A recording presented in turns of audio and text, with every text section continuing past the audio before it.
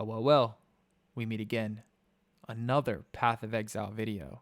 Here we go. This time we have Chris Wilson himself, coming in hot with his thoughts on the Path of Exile subreddit. I'm so excited.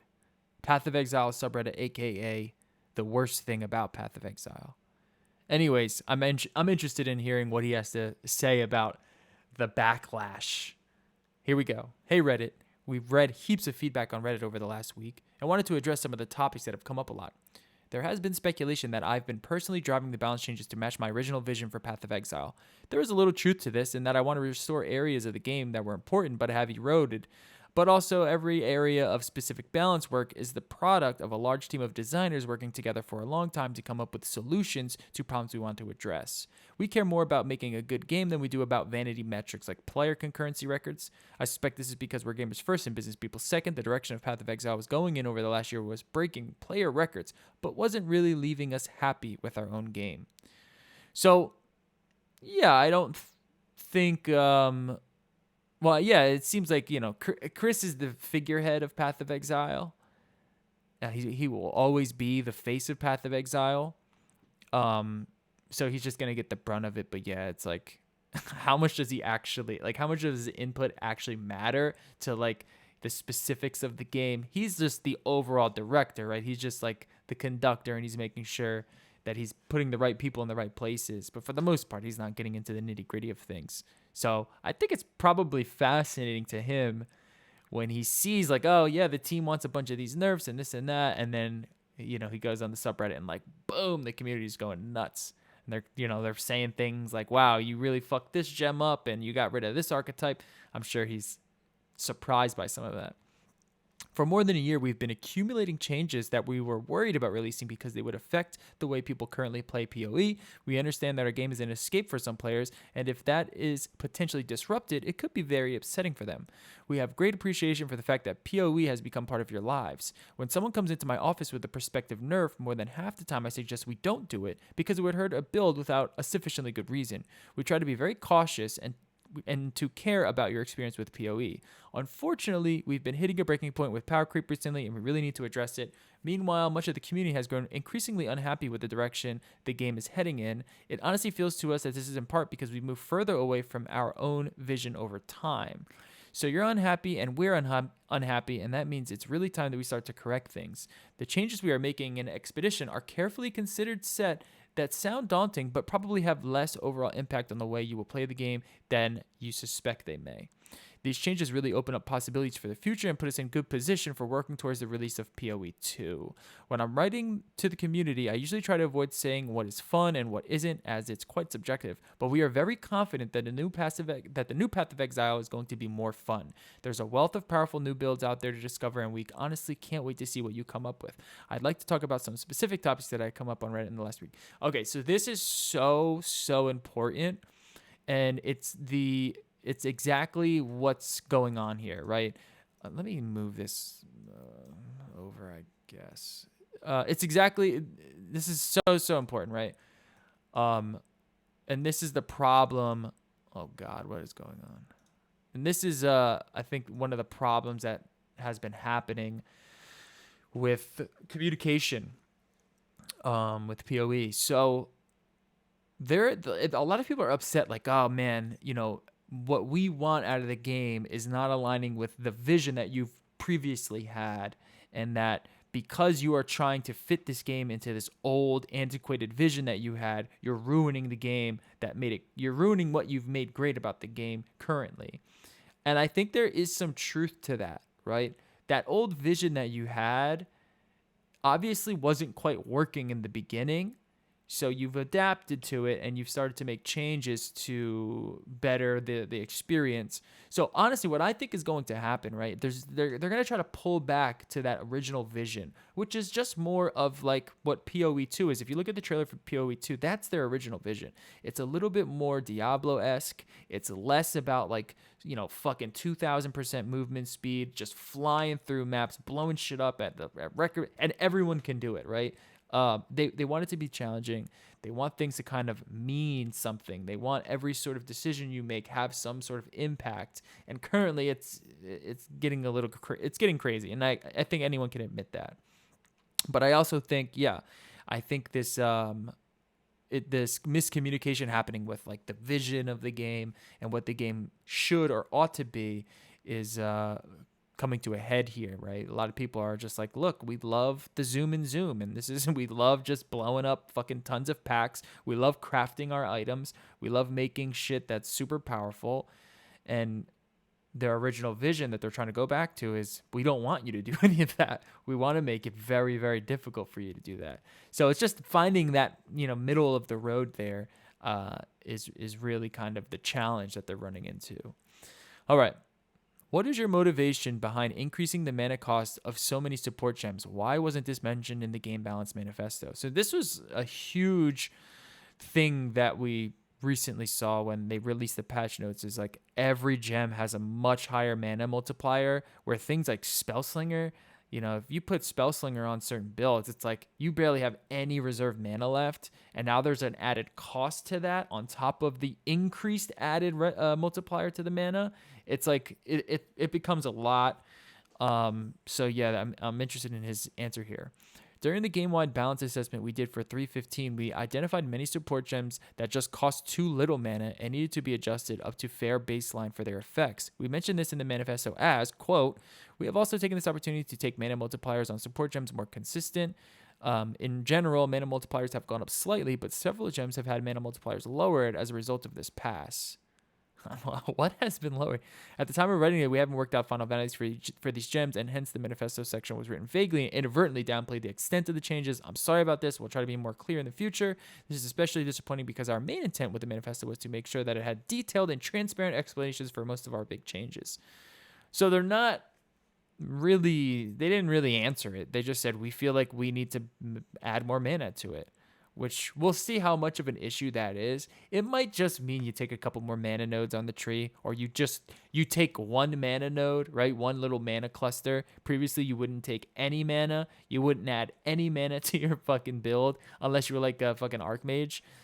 So now you might have to say, okay, now I need to craft a mana ring, or now I'll take this like one mana cluster. It might be like that, and then I don't think anyone. I mean, I honestly am not too worried about any of these changes that much. I don't think they're going to change too much, but the mana thing was definitely like an eye opener. Like, oh, okay, we're going to have to actually start thinking about mana now. Why did you remove the cold damage over time stat from hypothermia? We were going to be re-adding cold damage over time to hypothermia, granting 29% more at gem level 20. Hypothermia was never intended to be a cold dot support gem. It just had the cold damage over time stat added because cold dot builds needed more support gems at the time. As there are now more alternatives, and the support gem was effectively two different supports combined into one, we decided to remove it. A lot of players have found the removal confusing or jarring, and we don't really have any balance concerns with it being there, so we've decided to add it back for now. We will remove it from hypothermia again when we create another. What? Have they ever done this? Have they ever done this where they... What? I don't know if I like this. This is just way too reactionary. Did you even think what you were doing? So they were basically saying like there wasn't many cold dot stuff, so we created a really good one. And you're right, there aren't any other good ones, so we'll put it back. Okay. It seems a little that I don't. This is the stuff that GGG does that I don't like. It's when they do stuff like this. It's clear that there wasn't much thinking behind this decision. There was that whole thing where like, what was it? It might have been the hypothermia. That hypothermia worked better with like bleeds and with ignites than it did with cold dot. And I thought that was really funny because you weren't scaling, because cold dots they're not ailments, right? When you're inflicting cold dot, you're not inflicting an ailment, whereas a bleed or ignite is considered an ailment. So that's what hypothermia was for. It was only scaling ailments, the new hypothermia.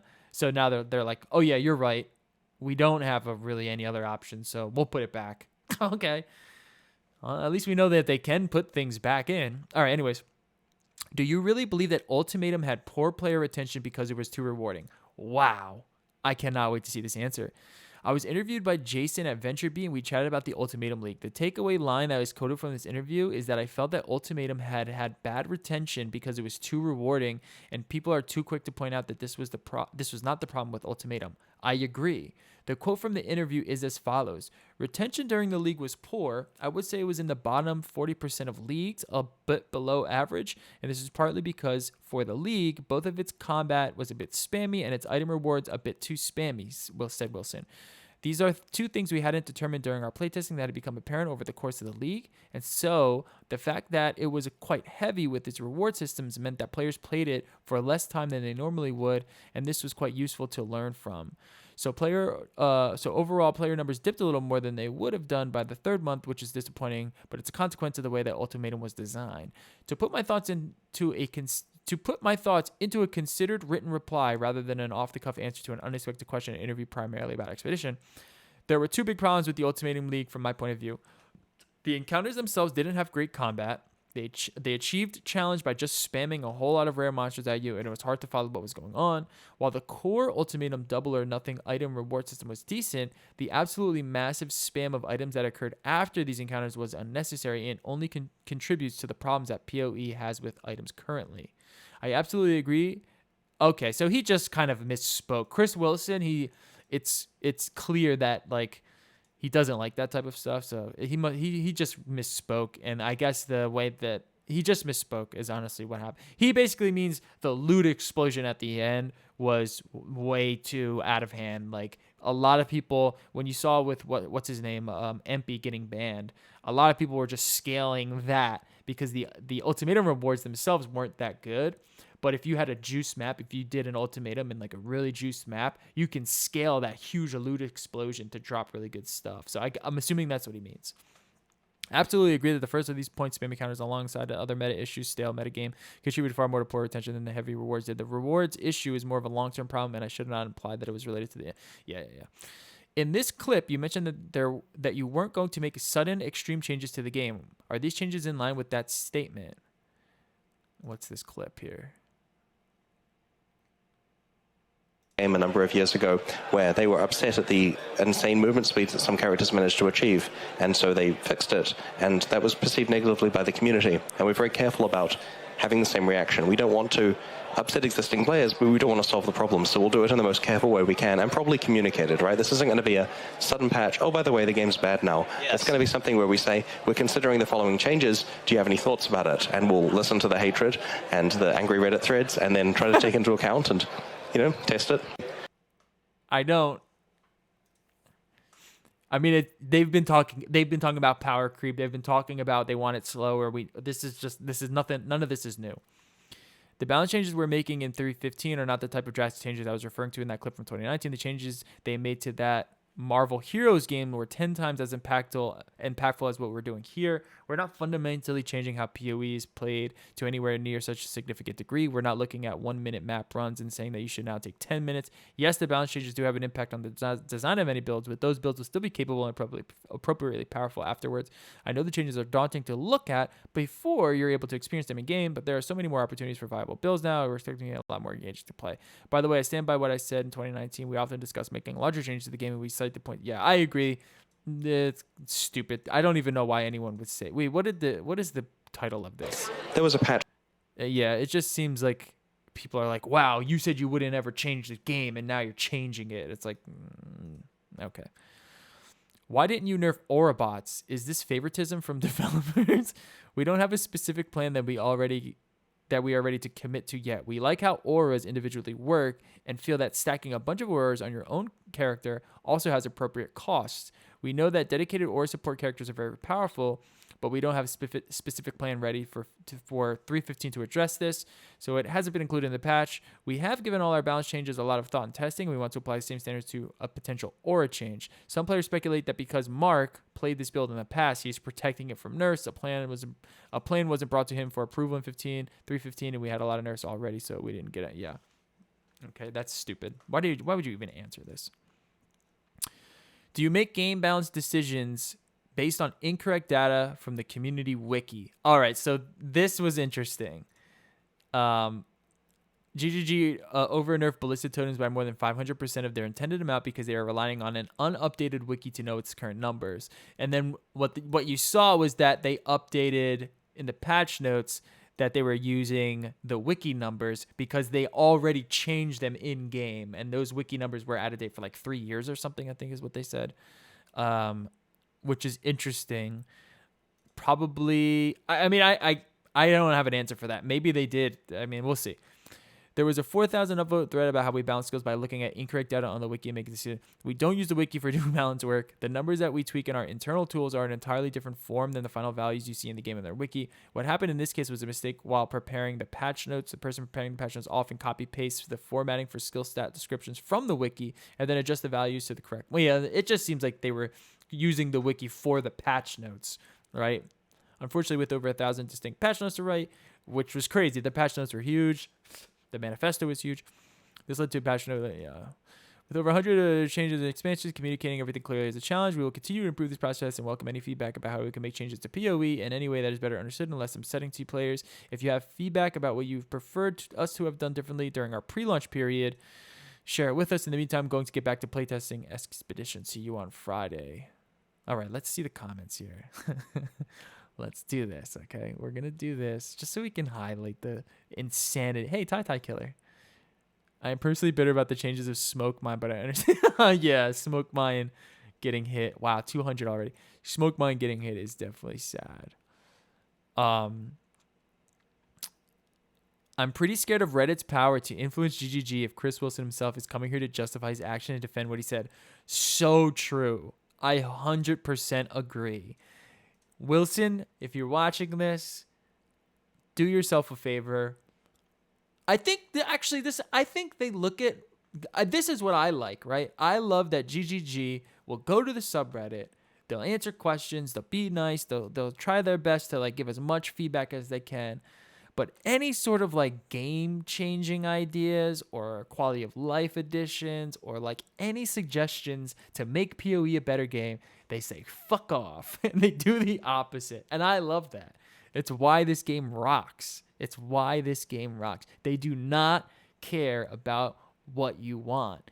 And it's our job to figure out how to break it, right? They go, okay, they want this. We're going to give them this. We go, okay, well, we're going to break it and do this. And then they go, okay, they broke it. Now we have to fix it. And now they have this new puzzle to break. And this patch is no different.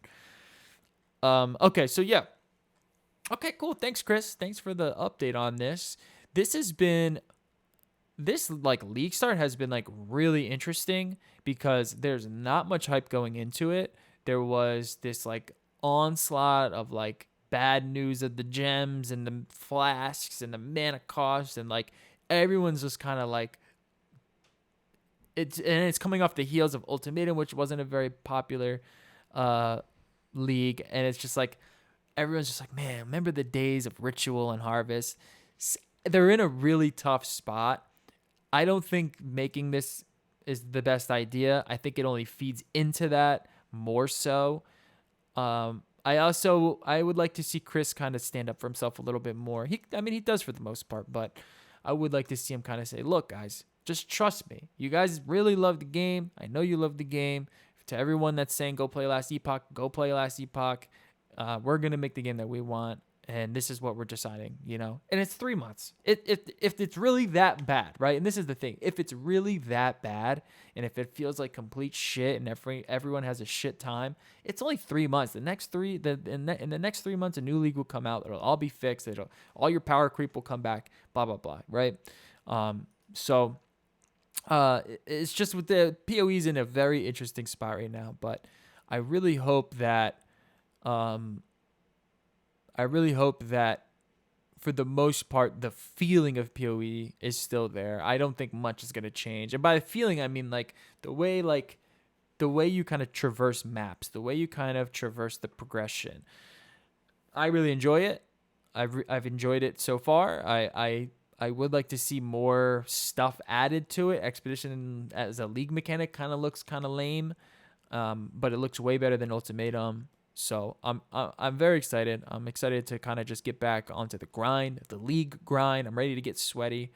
And for them making, like, I'm doing my POBs. They updated the POB stuff, and I inputted one of my builds, and it lost 50% of its power. It lost literally 50%. It was like a 50% axe to the DPS. Like, they just took the DPS number, final DPS number, and they said divide by 2, and then gave me that number.